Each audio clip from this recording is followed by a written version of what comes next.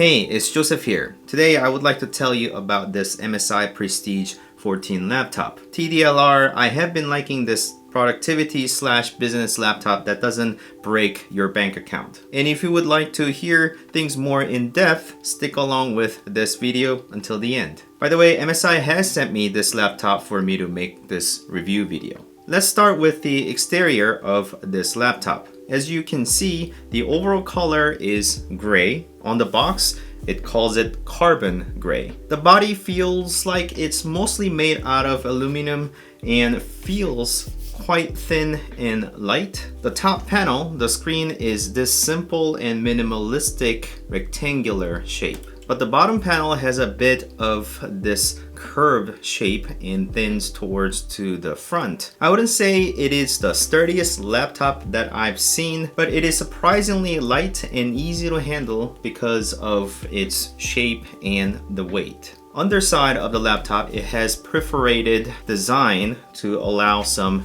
ventilation, and there is a reset button hidden here for you to use in case the laptop is having any issue. And it takes just a few screws for you to take a peek inside of the laptop.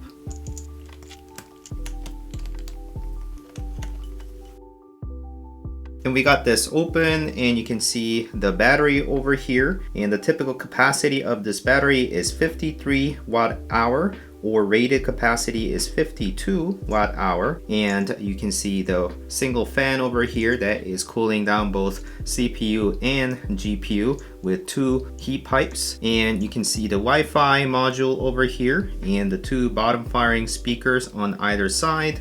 You can see the ports on either side, and it looks like the RAM is soldered on. And underside over here, you can see that there is the NVMe storage, and it is one from Pyrite, and I can read that it is Gen 4 NVMe SSD, and I suppose you can upgrade that to bigger storage down the line if you would like to. So let's put that back on for thermal reasons. And I also see there's one ribbon cable that is missing here. I'm not sure what that is meant for, but I can at least see that a lot of parts are easily accessible along with the battery if you need to maintain that down the line. Let's put this back together.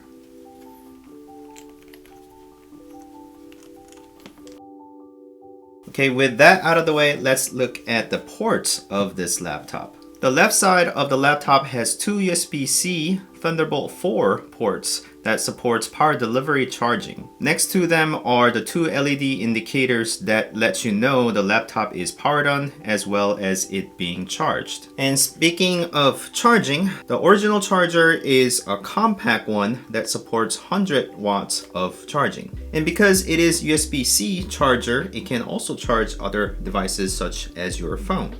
I like it. On the other side, and there is a USB Type A 3.2 Gen 1 port. I always like seeing that one USB Type A port on the laptop so you can plug in a thumb drive or USB dongle for a mouse and such. MSI GM31 is a compact, lightweight mouse that's great to pair up with this laptop as it is easy to carry. If a colorful dragon is your thing, you can set it to your liking and show it off. I'll be sure to leave its link in the description. Moving on, there is a micro SD card slot and a headphone jack. I actually use the micro SD card as a storage expansion, as you can keep one inserted and forget about it. There is this rubber feet on the back corner of the laptop, and this will protect both of your laptop and the desk as you open up the laptop. You can see that it lifts the laptop and allows more ventilation, and this is a quite common design for a lot of laptops, and I do like it. You can open this laptop all the way to 180 degrees, and this is a moment that you can see this exhaust of the laptop. And you can also see the subtle MSI logo at the bottom of the screen. And if you have keen eyes, you can also see the keyboard is slightly sunken from the rest of the body to avoid the keys rubbing against the screen when the screen is closed. And there's a little bit of raised edge around the screen. That's all subtle, but a nice play. The display is 14-inch 16:9 ratio in 1920 by 1080 resolution, 60 Hz and IPS panel. And whilst it is not really the brightest nor the most color accurate screen, it claims near full sRGB spectrum, and I do think it is. The screen/display spec isn't something that's amazing, but it is certainly well suited for its price class and the user demographics of this laptop. I wouldn't do a color critical work with this laptop, but it is certainly fine for general productivity and business purposes. In case you are wondering, it is not a touch screen. And on top of the display, there are a few things to note over here inside of the bezel. The small two holes on the sides are seemingly the microphones, and one IR camera along with a webcam. IR camera means that you can enjoy Windows Hello feature, which unlocks your laptop by showing your face. And I like this feature because the laptop could unlock itself as you approach the laptop based on your face. But the webcam is only 720p, so it isn't the greatest quality, but it will show your face. So I'm now recording through this laptop with the webcam and the microphone, so you should be hearing me through the microphone as well. And my room is somewhat dark, so it is not perhaps the best condition for this type of webcam to test in, but you can kind of see what it looks like in a darker environment, and I'm seeing some noises around here. But how does my voice sound like through the microphone? And speaking of the sound, let's go ahead and test out the speaker as well.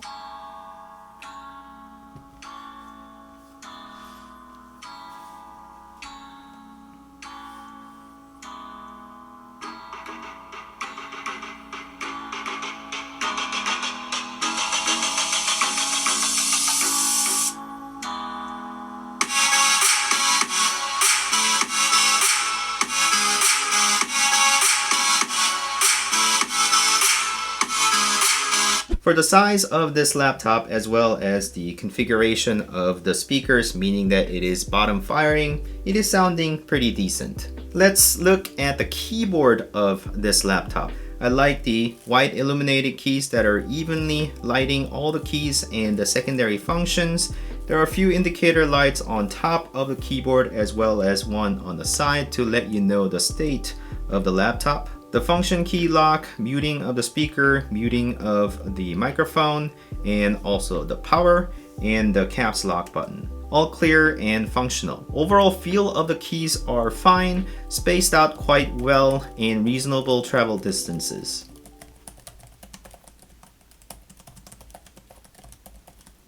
Note that the arrow keys are full-size keys tucked between the shift key and the page down, and as things are a bit cramped onto the right side of the laptop, the delete key is underneath the power button and the right side of the backspace. I've hit the power button instead of the delete key a few times due to this positioning. However, the power button doesn't sleep or turn off the laptop unless you hold that down for a brief moment.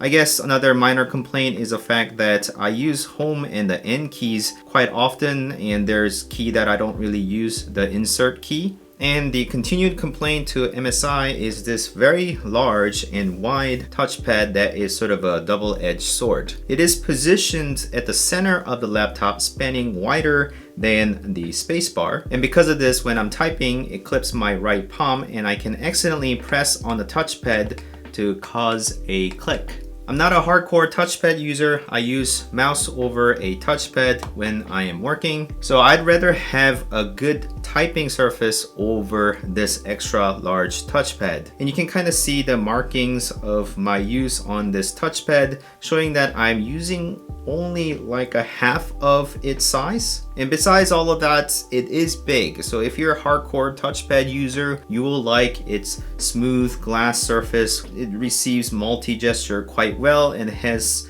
a good amount of palm rejection, except that I can physically press it. And on the corner of this touchpad, there is a fingerprint sensor. So you have a choice of using that versus Windows Hello, depending on what you like. When it comes to touchpad, I'm a bit picky as I do tapping over clicking. So if there is sort of a minor QC issue of a touchpad where it kind of wobbles, I always complained about it. And to be fair, this touchpad does not suffer from any of the wobbling, but I have noticed that whenever I make a light tapping, it makes this contact sound. If I tap the top side of the touchpad, it doesn't make that sound. However, if I tap the middle,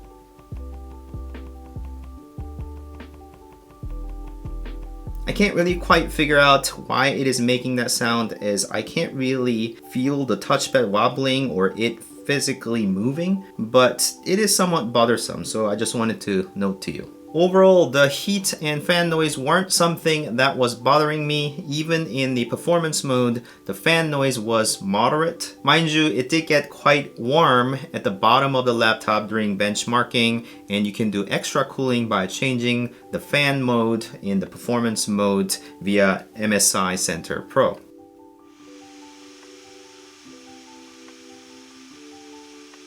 Because of its dedicated GPU, it can get quite hot during heavier use, but the moderate tasks were quite well maintained as I was able to use this laptop on my lap. On those tasks such as YouTube video watching and emailing, I was able to use this laptop for a bit more than 4 hours. Considering that it has a dedicated GPU and the size of the battery, it is a reasonable time, I think. And if they were able to put a bigger size battery, it would sacrifice both size and the weight, and yeah, still get a few more hours out of it, but it is what it is. Anyways, more hardware intensive tasks such as rendering will make it last much less than 4 hours. Nonetheless, 4 hours are plenty for a meeting or two, and I wrote away the outline of this video on my sofa in one sitting. In addition to the battery life, it is equally important to efficiently charge in between. And 100 watt is provided from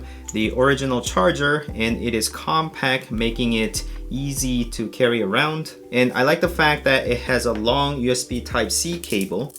It makes it easy to reach far distances. And this time I want to talk about this accessory inside of this pouch. This is Crave PowerPack and its charging brick and the cable. This is a giant power bank that is capable of even charging laptops, as it produces 100 watt of power out of USB-C, and the total output is 123 watt. And I think this would be somewhat ridiculous to carry it around all the time, as it is somewhat heavy and big. But if you know that you are going to be away from a power source for a while for your laptop, you can take this along with you, and you can charge other devices such as headphones, cameras, and phones along with your laptop. It's got 2 USB Type-A ports along with 2 USB Type-C ports, and you can charge it with regular USB-C devices like this one over here or this laptop's charger. I'll be sure to leave its link in the description. Before we talk about the benchmarks of this laptop, I want to talk about its specifications, as I think it is important to set the scene. The model name of this laptop is Prestige 14A12UC-006. The CPU is Intel i7 1260P, 12th Gen i7, and the P at the end of the model name means that it is meant for performance laptops. 6 performance cores and 8 efficiency cores, making a total of 20 threads with hyper-threading. And yes, we did come a long way since a few years back. GPU is NVIDIA GeForce RTX 3050, and it has 4 GB of VRAM. I think this is where the most amount of bottleneck happens, and I will mention in depth in the benchmarks. The memory is 16 GB of DDR4, storage is 512 gigabytes, and can be expanded using a micro SD card, as I have mentioned before. As we discussed, the battery is 52/53 watt hour, which explains the 4 hours of battery life. The other small specs are 720p webcam, Wi-Fi 6 along with Bluetooth, and Windows 11 Pro. Now let's have a look at what all the specs of this laptop make together. Starting with Enscape, it is apparent that the RTX 3050 is struggling to keep up with other GPUs. If the laptop was equipped with 3060 or more VRAM on the GPU, it might have made the difference. The other laptops with 3050 was also showing similar render times, so I think this is consistent. The trend continues with Lumion, and it is perhaps faster than other RTX 3050 laptop, but it is nonetheless much slower than other desktop GPUs or better cards such as 3050 Ti. CPU-bound rendering such as V-Ray shows significantly better results than 9th gen i7 in desktop or 11th gen i7 in a laptop. I think this goes to say that the Performance series CPU is doing some legwork. V-Ray GPU CUDA benchmark shows that it is on par with other RTX 3050 and 3050 Ti laptops and very similar to RTX 2060 desktop card. This is probably due to the fact that this benchmark is CPU and GPU hybrid task, and V-Ray RTX benchmark is GPU only. So it resulted the expected, as it is on par with other RTX 3050 laptop. The Revit benchmark courtesy of Bimbox shows that the Revit things are going to be really well handled with this laptop. As a lot of tasks in Revit are CPU bound, this laptop would be excellent for that, and Blender CPU benchmark shows the result that is better than previous i7 CPUs, and Blender GPU benchmark shows the expected results once again. So the MSRP of this laptop is $1499 US, and at the time of shooting, however, it is on sale for $1199 on MSI's website for quite some time now. Amazon has a listing that's $100 more expensive for having 1 terabyte storage instead, and I'll leave both of the links in the description for you guys to find that. To wrap things up, I think both of the options are quite reasonable as they are in that $1,200 range. I usually put laptops in 3 different categories. 1, thin and light portable laptops that gets the job done on the go. 2, balanced middle ground laptop that has a dedicated graphics card for me to do occasional renderings. And 3, be all and end all type of laptop that replaces desktop or outdo them. And I think this laptop falls into category number 2. And I think this is at the bottom of its tier as the GPU is rather weak for my frequency of renderings and GPU dependency. But if you're the type of person who renders only occasionally or the light scenes and also does work in mostly CPU dependent work such as 3D modeling and drawings, this would actually be perfect for you. And because this does have GPU that can handle light graphics tasks quite well, it will be great for graphic design and video editing as long as it's not color critical due to the display. And its 14-inch size is quite appealing to those of you who find 13-inch to be way too small and 15 to be just tad too big. And that's pretty much where I'm gonna leave you to it. If you have found this content useful, please like this video and consider subscribing to my channel to continue watching these type of videos. Thank you so much for watching as always. I'll see you next time. Bye.